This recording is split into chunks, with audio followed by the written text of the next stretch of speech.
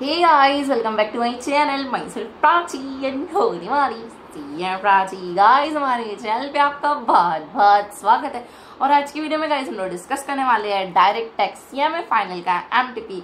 तो guys latest MTP जो institute ने लॉन्च किया था और जिसका आंसर कहीं पर भी अवेलेबल नहीं है, तो गाइस मैंने उसका सोल्यूशन ले आया है सिर्फ और सिर्फ आप लोग के लिए।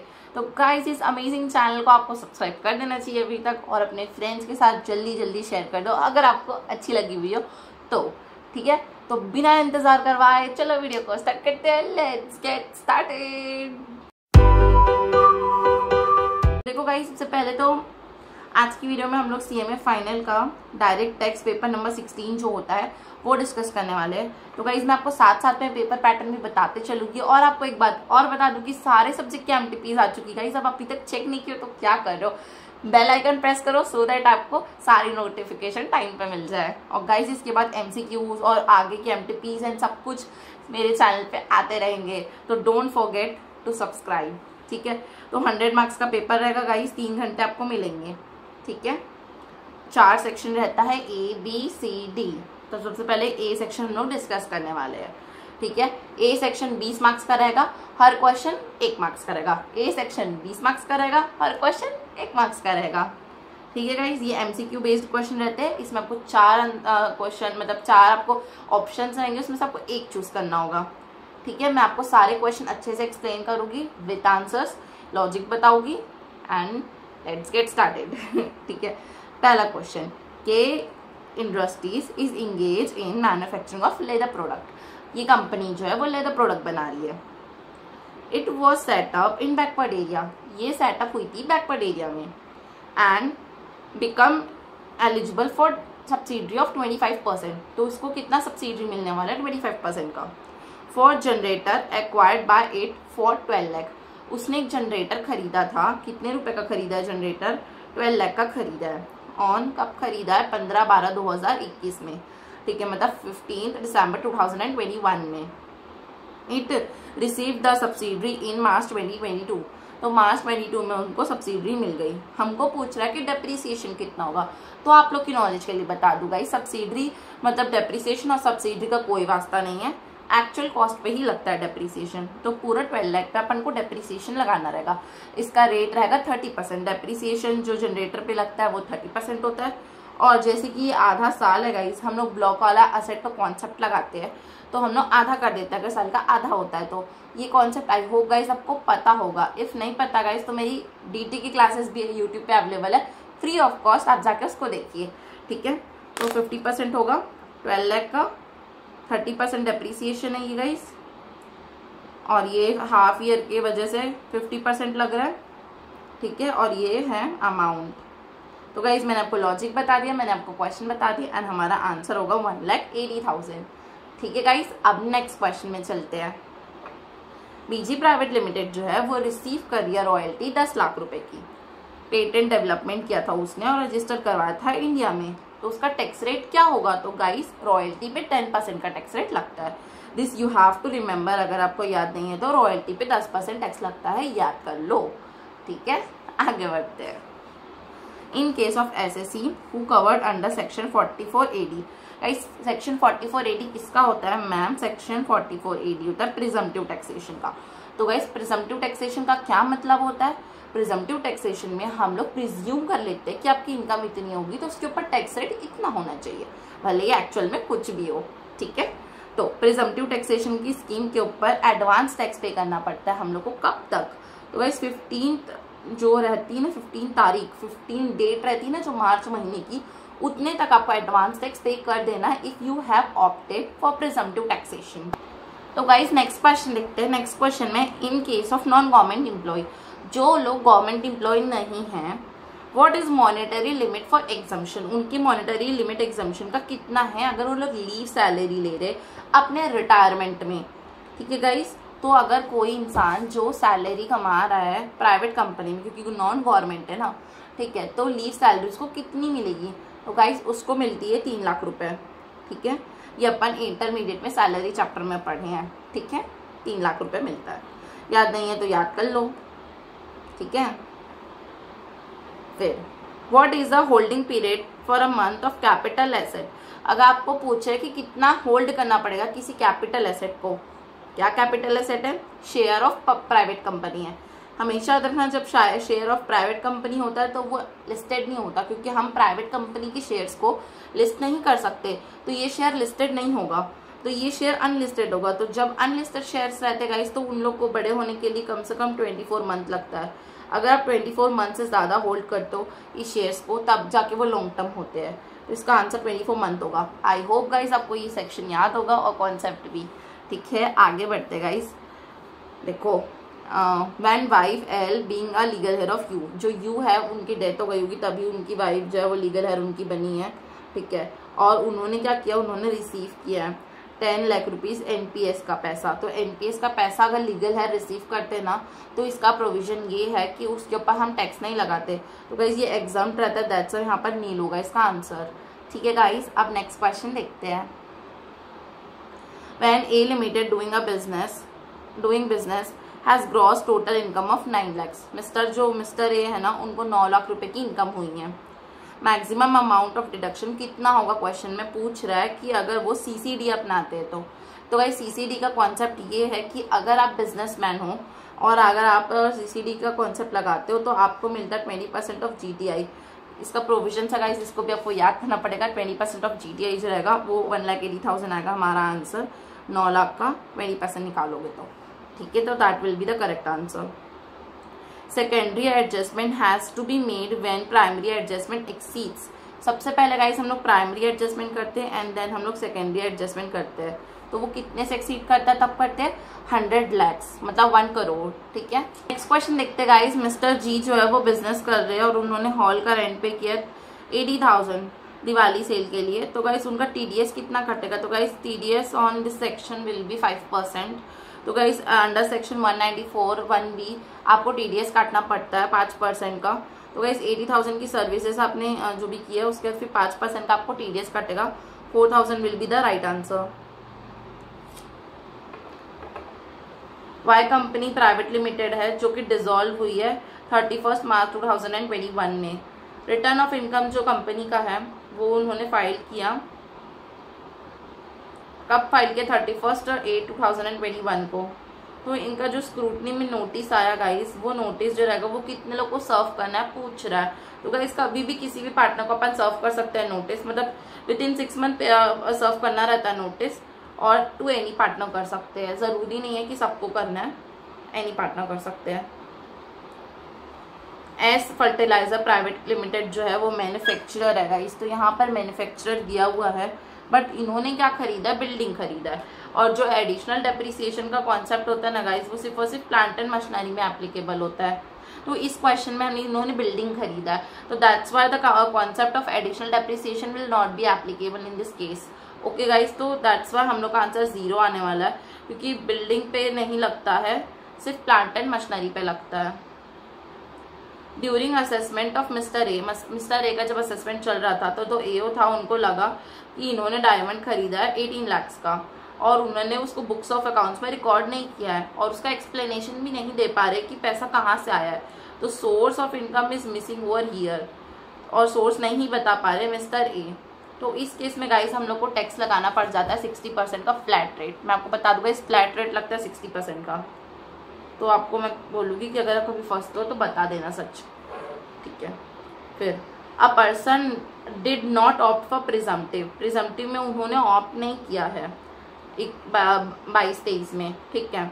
इन this case he not eligible to take benefit of presumptive for how many years. Guys अगर आपने प्रिजम्पटिव 1 साल बीच में छोड़ा कभी भी, तो उसके लिए आपको 5 साल की सजा मिलती है।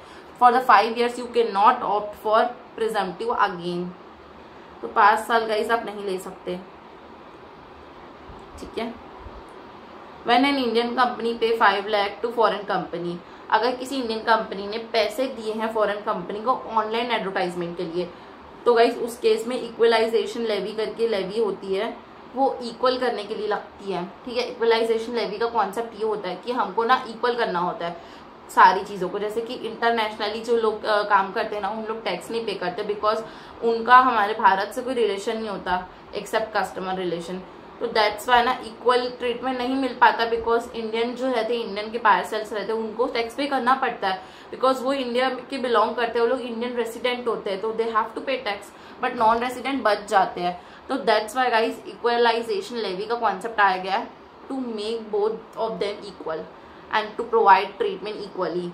तो उस केस में गाइज जब भी हम लोग प्रोडक्ट पे डील करते हैं एड वाले ना, तो हम लोग 6% का टैक्स काटते हैं, इक्वलाइजेशन लेवी काटते हैं मतलब, ठीक है। ये फाइनेंस एक्ट में बताया गया है, ये इनकम टैक्स का कॉन्सेप्ट नहीं है, ये फाइनेंस एक्ट में डाला गया है, ठीक है। तो गाइस चलो नेक्स्ट क्वेश्चन देखते हैं। Mister A acquired a house property on 12 March 2090। Guys बहुत इंपॉर्टेंट क्वेश्चन है, एकदम ध्यान से सुनना। मिस्टर ए ने जो हाउस प्रॉपर्टी अक्वायर की है वो कब की है? 12 मार्च 1999 को की है, 5 लाख रुपए की, ध्यान रखना। मैं आप लोग के लिए लिख देती हूँ सो दैट आपको आसानी होगी। उसने गिफ्ट किया सेम मिस्टर बी को अपने ब्रदर को कब किया? 16/5/1993 को। गाइस हमेशा याद रखना गिफ्टेड के केस में प्रीवियस ओनर लेते, तो यहाँ पर प्रीवियस ओनर लिख दूंगी मैं, ठीक है। उन्होंने अपने सन को कब किया? 22/7/2020 में। ये भी प्रीवियस ओनर होगा, बिकॉज रिलेटिव को अपन गिफ्ट कर रहे हैं, तो ये अपना रिलेटिव होता है, तो गिफ्ट नहीं होता, तो प्रीवियस ओनर लगता है। स्टैम्प ड्यूटी वॉज 12 लाख, ये सोल्ड किया 24 लाख में, 24 लाख में। तो गाइस हम लोग को क्या पूछ रहे हैं कि कैपिटल गेन कंप्यूट करो, तो नहीं बोल रहा है। कैपिटल गेन कंप्यूट करने बोलता तो हम लोग को स्टैम्प ड्यूटी वैल्यू की जरूरत पड़ती to consider for considering sales consideration. Sales consideration निकालने के लिए हमको स्टैम्प ड्यूटी वैल्यू की जरूरत पड़ती, बट हमको क्या पूछ रहा है? Cost of acquisition. तो गाइस क्या कॉस्ट ऑफ एक्विजिशन? तो कॉस्ट ऑफ प्रीवियस ओनर लेंगे ना हम, तो प्रीवियस ओनर का तो होगा 12 मार्च 2090। तो आई होप गाइस आपको समझ में आ गया होगा कि why we are not taking stamp duty value question में देने के बाद भी। गाइस क्वेश्चन में कंफ्यूज करने के लिए दिया गया है, आप कंफ्यूज मत होना। हमको डेट ऑफ एक्विजिशन पूछ रहा है तो हम डेट ऑफ एक्विजिशन ही बताएंगे सिर्फ, ठीक है। सेफ हार्बर रूल्स जो होते हैं गाइस वो ट्रांसफर प्राइसिंग चैप्टर में हमने पढ़ा था, आई होप आपको याद होगा, हम पढ़ चुके हैं। पूरे फुल लेक्चर्स अवेलेबल है गाइस यूट्यूब में फ्री ऑफ कॉस्ट। अगर अभी तक नहीं देखा है गाइस तो जाके देखो। डिस्क्रिप्शन बॉक्स में गाइस मैं प्लेलिस्ट दे दूंगी, आपको लिंक दे दूंगी, आप जाके मस्त से देखना पूरे लेक्चर्स, रिवीजन कर लो अच्छे से। मैं तो आपको सजेस्ट करती हूँ, अगर गाइस आपका 50% पेपर यहाँ पे नहीं बनाना तो आप पक्का रिवाइज कर लेना, ठीक है। और बन रहा होगा तो ऑल द बेस्ट, ठीक है। When interest paid by the Indian company to foreign company, Indian company ने पे किया फॉरेन कंपनी को जो कि उसकी एसोसिएट इंटरप्राइज है, ठीक है। तो कितने % से ज्यादा नहीं देना चाहिए उसको? अर्निंग बिफोर इंटरेस्ट तो 10% है गाइस इसका आंसर। इंटरेस्ट है 10% से ज्यादा, ठीक है, नहीं, ठीक है। अब following is consider as final fact finding authority. Guys आपको मैं बता दूं फैक्ट फाइंडिंग अथॉरिटी बहुत इंपॉर्टेंट है। फैक्ट फाइंडिंग अथॉरिटी का मतलब होता है गाइस 2 टाइप की चीजें होती है, एक फैक्ट होता है, एक लॉ होता है। जो झगड़ा होता है ना सिर्फ 2 मैटर पे हो सकता है। पहला मैटर होता है फैक्ट मतलब तर्क मतलब सिचुएशन, उसके ऊपर होता है झगड़ा, या तो लॉ के ऊपर कि लॉ की इंटरप्रिटेशन क्या है। मुझे ए फॉर एप्पल दिख रहा है, आपको ए फॉर अंगूर दिख रहा है, ठीक है। तो we both are correct in our sense. आप हिंदी में बोल रहे हो, मैं इंग्लिश में बोल रही हूँ, बट लॉ को सही तरीके, लॉ किस वजह से बनाया गया, उसका क्या मीनिंग है, वो उसका जो झगड़ा होता है वो लॉ ऑफ जो एक्ट होता है, सॉरी एक एक्ट होता है एक लॉ होता है। तो जो लॉ रहता है ना वो पूरा सुप्रीम कोर्ट तक जा सकता है, और जो फैक्ट है वो सिर्फ और सिर्फ ITAT तक जा सकता है। तो जो ITAT है वही उसका फाइनल, वहाँ पर ही फाइनल उसको सुना जाता है। फैक्ट की बात है फिर आगे नहीं सुनता कोई आपकी। अगर आपका कोई झगड़ा है जो फैक्ट से रिलेटेड है तो आप सुप्रीम कोर्ट नहीं लेके जा सकते उसको, मतलब ले जा सकते हो बाकी दूसरे मोड से, बट ऐसे जो सीक्वेंस अपन चलते हैं उस मोड में सिर्फ आप ITAT तक ले जा सकते हो, ठीक है। फिर a company engage in business of biotech. भाई इस बायोटेक का काम कर रही है वो जो, और तो उसने क्या किया साइंटिफिक रिसर्च में लैंड में 20 लाख कर दिया। गाइस बिल्कुल भी नहीं मिलता लैंड पे डिडक्शन, ठीक है। अदर कैपिटल एक्सपेंडिचर में मिलता है, रेवेन्यू में मिलता है, ठीक है। तो टोटल कर लो कितना है 18 लाख, तो 18 लाख आपका आंसर हो जाएगा। What is a quantum of penalty. Guys penalty का क्या क्वांटम होता है? 25 लाख होता है अगर आप बुक्स ऑफ अकाउंट्स मेंटेन नहीं कर पाओगे तो। अगर आप बोल दोगे मैं तो नहीं मेंटेन कर पा रहा हूँ बुक्स ऑफ अकाउंट, तो उस केस में guys 25,000 will be the quantum of penalty for you. तो गाइज इसी के साथ हमारा सेक्शन ही कंप्लीट हो चुका है and we are going to section B. तो गाइज सेक्शन बी में आपको 2 मार्क्स का क्वेश्चन रहेगा, हर क्वेश्चन 2 मार्क्स का रहेगा, 10 क्वेश्चन रहेंगे आपके पास, याद रखना। अभी तक हम लोग 1 मार्क्स के क्वेश्चन कर रहे थे, अब हम 2 मार्क्स के क्वेश्चन करेंगे, 10 क्वेश्चन रहेंगे 2 मार्क्स के, तो अच्छे से करना, सही बोलना, ठीक है। चलो पहला क्वेश्चन, मिस्टर एस जो है वो एम्प्लॉय है जी लिमिटेड में, मतलब पब्लिक कंपनी में। वो क्या किए, अपना सुपर एडमिशन फंड में पैसा डाल रहे 5 लाख रुपए का, जो कि अप्रूव्ड भी है, ठीक है। उनकी सैलरी कितनी है, 9,40,000 उनकी सैलरी है, जो कि विदाउट सुपर एडमिशन है, एक्सक्लूडिंग सुपर एडमिशन है वो, मतलब 9,40,000 जो उनकी सैलरी है उसमें आप ऐड करोगे 5 लाख, तो उनकी जो सैलरी रहेगी वो टोटल इतनी है, ठीक है। आपको क्या क्वेश्चन पूछ रहे हैं, क्योंकि टोटल सैलरी क्या होगी ट्रांसफर के बाद क्या होगी। तो देखो गाइस 9,40,000 उनकी एक्चुअल सैलरी है, मतलब एक्चुअल तो उनकी 14,04,000 है, ये वाली एक्चुअल सैलरी उनकी, ठीक है। उसके गाइस अगर आप डिडक्शन चाहिए आपको 80 CCD में, तो गाइस आपको 80 CCD में सिर्फ और सिर्फ 1,50,000 का अंडर चैप्टर 6A की डिडक्शन मिलती है, ठीक है। तो आपको वो तो मिल जाएगी, और एक मिलती है 80 CCD 1B 50,000 की, तो गाइस उसी हिसाब से आपको 2 लाख रुपीज की टोटल डिडक्शन मिलेगी। गाइस मैं आपको बता दूं, बच्चे सबसे ज्यादा स्लिप यहाँ पे होता है कि वो भूल जाते हैं कि 80 CCD 1B की भी डिडक्शन 50,000 की हमको मिल सकती है, और वो लोग सिर्फ 1,50,000 को माइनस कर देते हैं। तो आप लोग गलती मत करना, पूरा 2 लाख को माइनस करना है यहाँ पर, फिर आपका आंसर आ जाएगा सही वाला, ठीक है। गाइस आगे बढ़ते हैं। पी सॉफ्टवेयर लिमिटेड जो गाइस वो BPO है, ठीक है, BPO है बेंगलुरु में, ठीक है। उन्होंने क्या किया, कंप्यूटर ऑप्ट किया है कितने रुपए का, 20 लाख का, ठीक है। कब किया है, जून में किया है, और सॉफ्टवेयर कब किया है, जुलाई में किया है। तो गाइस ये मोर देन हाफ ईयर है, मतलब 182 डेज से ज्यादा है, मतलब 50% वाली कंडीशन नहीं लगेगी। हमको डेप्रिसिएशन पूछ रहा है। अब आप सोच रहे होगे मैम एडिशनल डेप्रिसिएशन लगेगा क्या, तो गाइस नहीं लगता, वो सिर्फ प्लांट एंड मशीनरी पे लगता है, तो हम सिर्फ नॉर्मल डेप्रिसिएशन लगाएंगे। तो टोटल कितना हुआ आपका, 20 लाख का आपका कंप्यूटर है, 10 लाख का आपका सॉफ्टवेयर है, सेम ईयर में खरीदे और विदाउट, मतलब ब्लॉक ऑफ एसेट्स बनेगा, बट दोनों का रेट सेम है, 40% ही लगता है दोनों में। तो 30 लाख का 40% लगाओगे तो कितना आएगा, 12,000 रुपये आएगा। तो that will be your right answer, ठीक है। मैं लॉजिक बता दे रही हूँ, उसमें आपका जो है वो आधा साल से ज्यादा है, इसलिए टोटल 40% लगेगा, दोनों पे ही 40% का रेट लगता है, दैट्स व्हाई दोनों को मैंने ऐड करके एक साथ ले लिया है। Answer will be 12,000। गाइज ये वाला क्वेश्चन थोड़ा सा ना जजमेंटल क्वेश्चन है, एंड इसमें डबल व्यू आ सकते हैं किसी के भी। तो गाइज मैं आपको पहले ही बता दे रही हूँ, आपके जो भी व्यूज हैं आप अपने पास रख सकते हैं। मैं आपको दोनों व्यू बता रही हूँ, और एग्जाम पॉइंट ऑफ व्यू से मैं क्या आंसर लिख के आती है, अगर ये क्वेश्चन आता तो वो भी बताऊंगी, ठीक है। तो सुनो ध्यान से। एच प्राइवेट लिमिटेड जो है उनका जो खर्चा है 10 लाख रुपए का, वो किए उन्होंने CSR एक्टिविटी में, ठीक है। तो हमको अमाउंट ऑफ डिडक्शन पूछ रहा है for computation of business income. तो पहली बात तो ये guys, CSR is not business expenditure according to me and according to income tax. But guys एक केस लॉ हुआ था कोलकाता में, तो वहाँ की जो एपिलेट ट्रिब्यूनल है ना, उन्होंने ऑर्डर दे दिया था कि हाँ ठीक है ये बिजनेस एक्सपेंसेस है और आप उनकी तरह ले लो करके। तो according to that case law ये बिजनेस एक्सपेंसेस है, अदरवाइज ये बिजनेस एक्सपेंस नहीं है, ठीक है। तो इसमें डबल व्यू है, हाँ और ना दोनों है इसका आंसर। तो मैं तो आपको सजेस्ट करूंगी अगर टाइपिंग का होगा तो आप दोनों आंसर लिख देना एंड फाइनल आंसर में नो लिख के आना। अगर मैं रहती तो मैं नो लिख के आती, बट मैंने ये कोट किया है यहाँ पर भी, आप भी एग्जाम में कोट कर देना अगर सेम क्वेश्चन आप क्लियर होता है तो, ठीक है। नेक्स्ट क्वेश्चन देखते हैं। मिस्टर आर जो है वो कॉस्ट अकाउंटेंट है, उन्होंने बिल बनाया है 3 लाख रुपए का, उनका फी है, ठीक है। उसके बाद 18% का IGST लगता है, प्रोफेशनल फीस है। तो गाइज तो अपना ये जो है IGST कितना 54,000 का है। अमाउंट ऑफ टोटल बिल कितना हो गया, 3,54,000 हो गया गाइज, ठीक है। तो हमको पूछ रहा है कि TDS कितना काटोगे।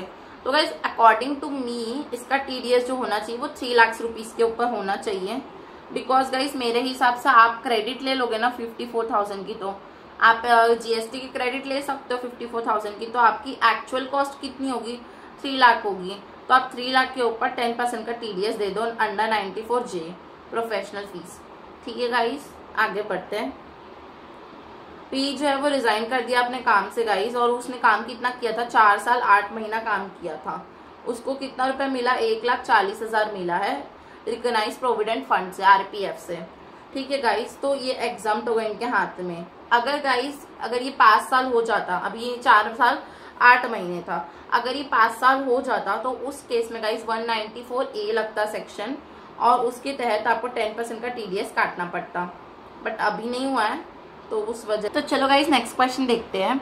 मिस्टर एम जो है वो एम्प्लॉय है, ठीक है। उनका रेसिडेंशियल हाउस प्रॉपर्टी उन्होंने बनाने के लिए एक लोन लिया है 50 लाख रुपए का, ठीक है। सेल्फ ऑक्यूपाइड हाउस है, और 2,60,000 रुपीज़ का गाइस उन्होंने क्या किया है, लोन 50 लाख का लोन लिया है, 2,60,000 रुपीज़ की उनकी इंस्टॉलमेंट पेमेंट आ रही है, उन्होंने 1,70,000 रुपीज़ पे किया है। तो हमसे पूछ रहा है कितना डिडक्शन मिलेगा। तो गाइज मैं आप लोग को बता दूं कि जो हमारा हाउस प्रॉपर्टी चैप्टर है उसमें हमको स्टैंडर्ड डिडक्शन मिलता है 2 लाख रुपीज़ का, मतलब स्टैंडर्ड बोल रही हूँ, इंटरेस्ट ऑन लोन मिलता है गाइज 2 लाख रुपीज़ का अंडर सेक्शन 24। तो गाइज वो मिलेगा अपन को, ठीक है। आई होप गाइज आपको क्लियर हुआ होगा।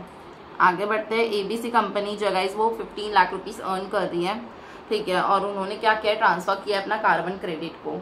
तो गाइज जबकि आप कार्बन क्रेडिट ट्रांसफ़र करते हो तो उसके ऊपर एप्लीकेबल रेट 10% का है, तो you have to remember it. 10% carbon credit पे टैक्स लगता है। जो दिसंबर 21 था ना गाइस, उसमें ई लिमिटेड जो थी वो अमलगमेट हो गई है एक्स लिमिटेड से, ठीक है। तो उनका खर्चा हुआ है 10 लाख रुपीज़ का। तो गाइस इसका प्रोविजन ये है कि जब भी अमलगमेशन में आपका 10 लाख या फिर कितना रुपये का भी खर्चा होता है तो आपको एमोटाइज करना रहता है फॉर 5 ईयर्स। तो गाइस 5 साल के लिए आप एमोटाइज करोगे तो इसका आंसर आ जाएगा 10 लाख इंटू 1/5, तो 2 लाख जो आएगा वो आपका एक्सपेंडिचर है जो कि आपका अलाउड होगा इस साल, ठीक है। फिर एक कंपनी गाइस वो क्या करिए 7 करोड़ का उसने रॉ मटेरियल खरीदा अपनी सब्सिडरी से, ठीक है, जो कि फॉरेन कंपनी है, ठीक है। उसके बाद फिर उन्होंने डॉक्यूमेंटेशन कब तक मेंटेन करना पड़ेगा, क्वेश्चन ये पूछ रहा है। तो गाइस डॉक्यूमेंटेशन उनको 6 ईयर तक मेंटेन करना पड़ता है इन केस ऑफ फॉरेन कंपनी, ठीक है। देन आगे बढ़ते हैं। ए लिमिटेड है 26% ऑफ शेयर होल्डिंग है गाइस, मोर देन 26% है, मतलब परमानेंट इस्टेब्लिशमेंट है ये, ठीक है, इंडिया में। इसका सिंगापुर वाली कंपनी का उसने कितना क्या रिसीव किया, 15 लाख रुपए डिविडेंड इनकम। तो गाइस डिविडेंड इनकम टैक्सेबल होती है 15% के हिसाब से, 15% सरचार्ज और सेस भी लगेगा इसके ऊपर। तो गाइस आपको मैं बता दूं हमारे बहुत सारे क्वेश्चन है गाइस जो रेट्स के ऊपर, टीडीएस रेट, नॉर्मल रेट के ऊपर क्वेश्चन आ रहे हैं। तो मैं आपको सजेस्ट करूंगी रेट्स अच्छे से याद करके जाना सबका, सो दैट आपको फुल मार्क्स मिलेगा। इस 1-1, 2-2 नंबर के क्वेश्चंस गलत करके नहीं आना चाहिए ना, दैट्स वाई आपको फुल मार्क्स मिलने के लिए सारे रेट रिमेंबर रहना चाहिए, ठीक है। उसके गाइस मैं आपको पेपर का आगे का ओवरव्यू दे रही हूँ। जो सेक्शन सी है गाइस उसमें आपका कितना कंटेन कर रहा है, 6 क्वेश्चन है टोटल, उसमें से आपको कोई भी 4 क्वेश्चन अटेम्प्ट करना रहेगा। हर क्वेश्चन 4 मार्क्स का रहेगा और टोटल 48 मार्क्स का कवरेज है ये सेक्शन में, ठीक है गाइस। आप ये वाला सेक्शन के बाद कौन सा सेक्शन मैं आपको बता देती हूँ। इसमें एक थ्योरी क्वेश्चन भी आता है लास्ट में, उसका पैटर्न भी मैं आपको बता देती हूँ। 1 सेकेंड रुक जाओ। देखो इसमें एक लास्ट क्वेश्चन जो रहता है हमेशा 8th क्वेश्चन जो रहता है वो रहता है 3 मार्क्स का एक, और उसमें 4 क्वेश्चन रहते हैं, मतलब टोटल रहते 5 क्वेश्चन, पर आपको अटेम्प्ट एनी 4 करना रहता है। उन चारों में से हर क्वेश्चन 3-3 मार्क्स का रहेगा, तो ये सेक्शन 12 मार्क्स कवर करता है।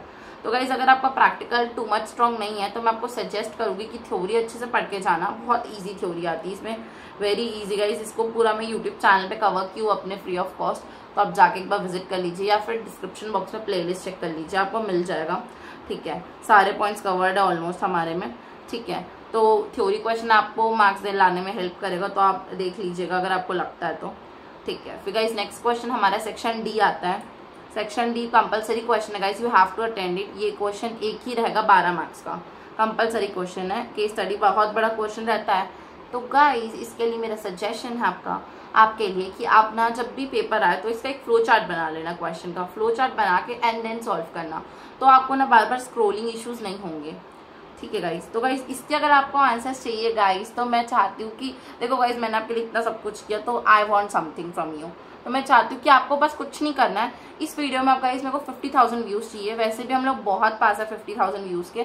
तो गाइस आप लोग को क्या करना है, बहुत ज्यादा वीडियो को शेयर करना है, so that we will cover 50,000 views in this videos. तो गाइस अगर MTP की सीरीज में मेरा 50,000 व्यूज क्रॉस होता है, तो I definitely make video on section C and D part.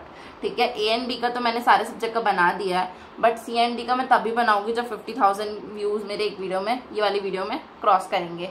तो गाइज ये आप लोग की जिम्मेदारी, अगर आप लोग को चाहिए आगे का solution to, you have to do it.